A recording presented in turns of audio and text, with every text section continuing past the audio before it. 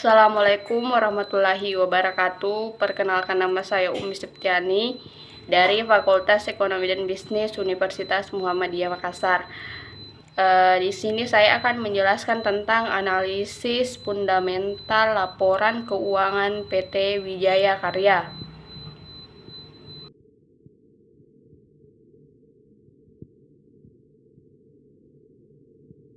Pertama-tama saya akan menjelaskan tentang analisis fundamental.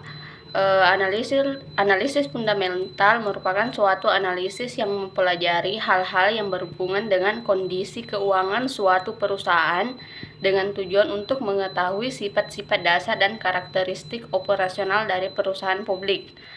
Adapun analisis fundamental ini merupakan analisis yang mempelajari hal yang berkaitan dengan kondisi dasar fundamental sebuah perusahaan, baik secara kuantitatif atau keuangan maupun kualitatif, yaitu non-keuangan. Di sini saya akan menjelaskan analisis fundamental dengan dua pendekatan. Yang pertama yaitu pendekatan top-down. Terdapat tiga jenis pendekatan top-down. Yang pertama yaitu analisis makro. Resiko ketidakpastian pasar keuangan global tetap tinggi dipengaruhi oleh pertumbuhan ekonomi global yang melandai dinamika kenaikan Fed Fund Rate atau FFR, serta masih tingginya resiko ketegangan hubungan dagang. Ketidakpastian pasar keuangan global didorong oleh pertumbuhan ekonomi dunia yang menandai sehingga mendorong perlambatan pertumbuhan volume perdagangan dunia dan harga komoditas. Selain itu, pasar keuangan juga masih menghadapi resiko terkait ketidakpastian pasar keuangan Amerika Serikat yang masih tetap tinggi meskipun mereda, termasuk percepatan dan besaran normalisasi kebijakan moneter di negara maju. Di sisi lain, kinerja perekonomian Indonesia pada tahun 2018 tetap terjaga dengan momentum pertumbuhan yang terus berlanjut. Pada 31 Desember 2018, angka pertumbuhan ekonomi tercatat pada angka 5,17%, meningkat dari 5,07% pada tahun sebelumnya.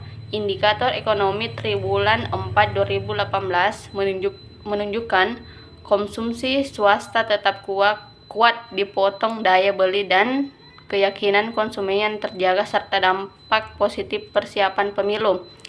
Investasi tetap kuat didorong proyek infrastruktur pemerintah, sedangkan investasi non-bangunan melambat seiring perkembangan sektor manufaktur dan pertambangan yang turut lambat. Yang kedua yaitu analisis industri. Gencarnya pembangunan infrastruktur di Indonesia menjadi salah satu faktor yang meningkatnya peran sektor konstruksi terhadap perekonomian Indonesia. Layaknya sebuah negara berkembang, Indonesia memiliki skala pasar di bidang konstruksi yang sangat pesat selama 20 tahun terakhir. Investasi untuk pembangunan telah menjadi fokus pemerintah dalam waktu yang cukup panjang. Pada tahun 2008, pemerintah menghabiskan kurang lebih 35 triliun hanya untuk pekerja jaringan, jalan, dan sumber daya air. Upaya pembangunan ini masih terus berlanjut hingga saat ini dan jadi sorotan utama program kerja pemerintah Joko Widodo dengan nama World Bank Group 2018. Daya saing infrastruktur Indonesia tahun 2018 berada pada peringkat ke-52, membaik dibandingkan tahun 2010 sampai 2013 yang berkisaran di peringkat 70-an di Asia. Lembaga Independen Dunia International Monetary Fund atau IMF. Selanjutnya yaitu analisis mikro.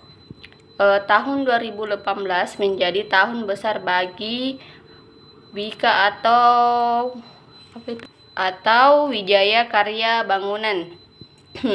Sering suksesnya kuantum transformasi yang dilakukan Wika yang sebelumnya hanya berfokus pada sektor yang menjadi kompetensi inti kini semakin berkembang menjadi suatu perusahaan dengan bisnis yang terintegrasi dan telah menambah ke sektor yang lebih luas, yaitu infrastruktur dan gedung, energi dan industri plan, realty dan properti, industri, investasi, rekayasa konstruksi dan integrated transportation system. Dengan suksesnya transformasi yang dilakukan, Wika memiliki peluang bisnis yang semakin terbuka lebar.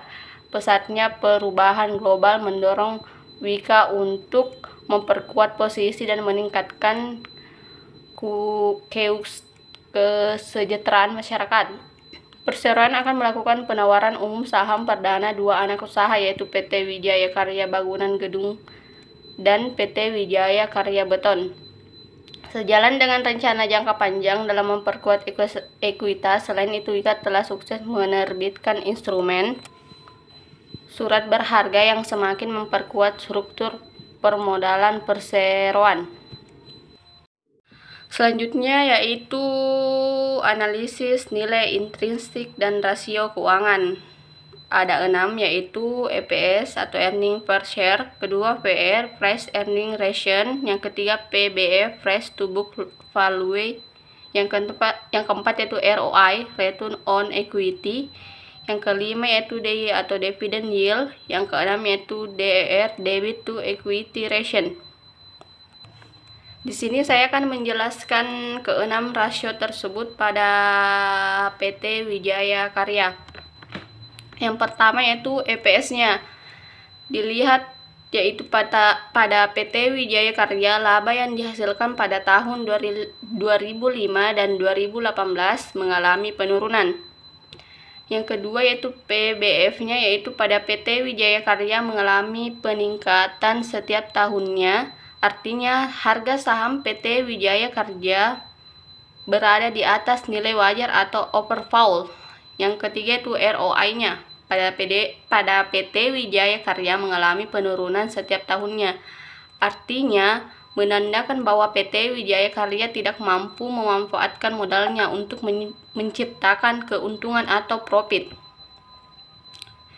Yang selanjutnya itu DER PT Wijaya Karya mengalami penurunan setiap tahunnya. Artinya PT Wijaya Karya masih dapat mentolerir utang perusahaannya. Yang kelima itu DY atau dividend yield-nya pada PT Wijaya Karya mengalami penurunan pada tahun 2017. Artinya tingkat keuntungan yang dibagikan perusahaan kepada pemegang saham mengalami penurunan. Bahkan pada tahun 2018 PT Wijaya Karya tidak membagikan dividen. Sekian dan terima kasih. Lebih dan kurangnya mohon dimaafkan. Wassalamualaikum warahmatullahi wabarakatuh.